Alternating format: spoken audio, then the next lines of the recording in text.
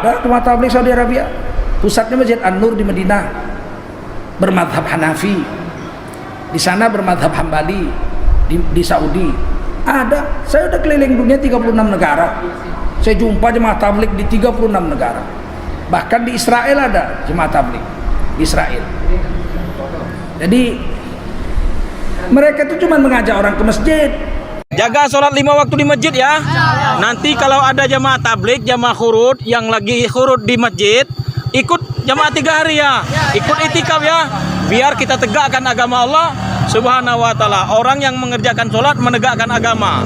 Orang yang meninggalkan sholat merobohkan agama. La ilaha illallah. Takbir. Allahu akbar. Masalah. Mengajak orang menghidupkan sunnah, mengajak istrinya pakai cadar, apa salahnya? Di mana salahnya mata? Mereka dakwah dengan duit sendiri, nggak minta-minta. Ya tapi mereka tidur di masjid. Kalau itikaf boleh tidur di masjid. Rasulullah 20 hari Ramadan itikaf di masjid. Tidur apa enggak? Tidur enggak? Makan apa enggak? Minum apa enggak? Boleh makan, minum dan tidur di masjid dengan syarat dia iktikaf. Kalau sengaja makan aja di masjid haram. Belinya nasi bungkus, di manalah kita makan? Di masjid aja enak, ada kipas angin. Datang dia ke masjid, makan, minum, habis itu dia pergi, haram. Mari kita sholat zuhur. Jangan sampai kita sudah di masjid tidak sholat zuhur. Tapi kalau dia itikaf situ boleh makan apa enggak? Boleh minum enggak? Boleh tidur enggak? Dan tidurnya wajib pakai alas. Makanya jemaah tabligh enggak ada tidur di masjid enggak bawa alas sendiri. Alas tidur. Kenapa? Kalau tidur keluar liur yang dari perutnya. Namanya liur dari perut, bukan liur dari mulut. Keluar liur dari perut. Liur yang keluar dari perut itu najis. Makanya jemaah tabligh di mana-mana saya lihat pasti bawa alas tidur. Nggak mau dia najisnya kena ke masjid. Kan berilmu berarti mereka. Kau orang bodoh-bodoh. Ah begitu. Dan mengajak ini tidak mesti alim. Mengajak nggak mesti alim, Pak. Mengajar baru mesti orang alim. Pak, 10 menit lagi zuhur yuk ke masjid yuk. Kata tukang jeruk sama tukang cendol. Pak, ayo 10 menit lagi ke masjid kita yuk sholat zuhur. Si tukang cendol nanya, mana dalilnya sholat berjemaah? Manalah aku tahu Pak, aku tukang jeruk. Yang aku tahu Bapak orang Islam, aku orang Islam. 10 menit lagi azan, ayo kita ke masjid sholat berjemaah. Dalilnya kita tanya sama imam kita, dia tamat pesantren. Biar dalilnya hadisnya yang baca imam, jangan aku tukang jeruknya. Yang tahu aku jeruk beras tagi 25.000 segitu. Boleh nggak? Memang bukan tugas kita mengajar, tugas kita mengajak aja. Yang memberikan dalil ulama yang mengajar. Pak, bapak aku tengok orang kaya bapak. Oh aku ini 7 keturunan orang kaya aku.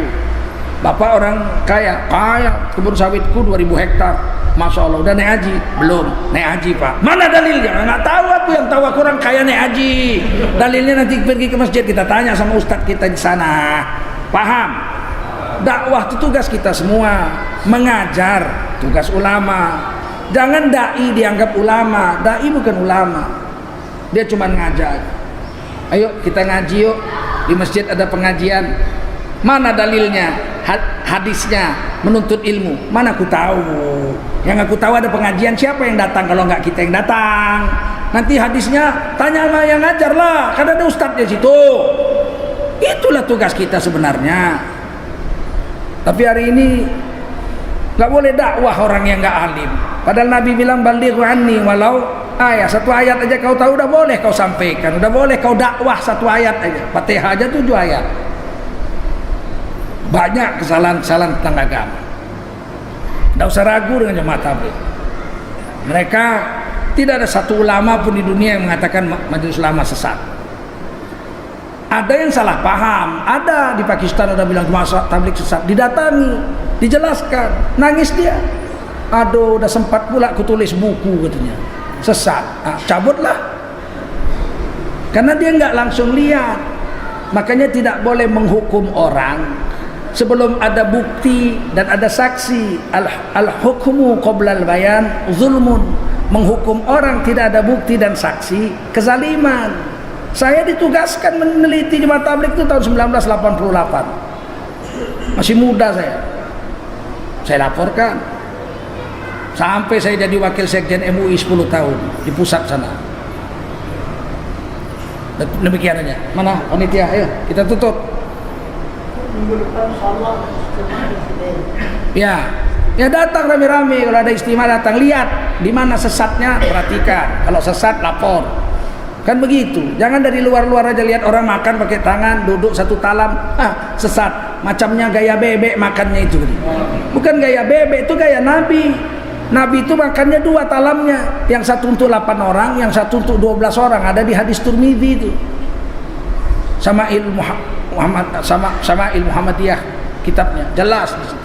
Nggak pernah Nabi makan sendirian sepiring, mesti bersama-sama dengan orang-orang. Dan itu menjadi sunnah di Nusantara ini. Orang Melayu makan setalam, orang Minang makan sedulang, orang Batak capah makan setampah, orang Jawa engkong makan satu tampah. Nggak ada makan, Belanda aja yang makan sepiring sendiri. Sekarang sunnah itu kita tinggalkan, dihidupkan jemaah tabligh, kita benci pula, jijik katanya. Kok jijik bekas tangan orang Islam? Giliran sendok di restoran tak jijik kau, baru masuk mulut si aseng makan babi. Tak jijik kau, giliran tangan orang Islam jijik kau. Ini tangan nggak pernah megang babi, betul? Memang rusak otak orang Islam hari ini. Dah, itu aja. Amin, disuruhnya dakwah. Pening kepala bini kami dengan anak kami, makanya kami 4 bulan dakwah. Nah, duduk di rumah saja meluk bini, nak masuk surga sembahyang dak puasa dek de. Budi. Salah ya? Ya, insyaallah. Salah.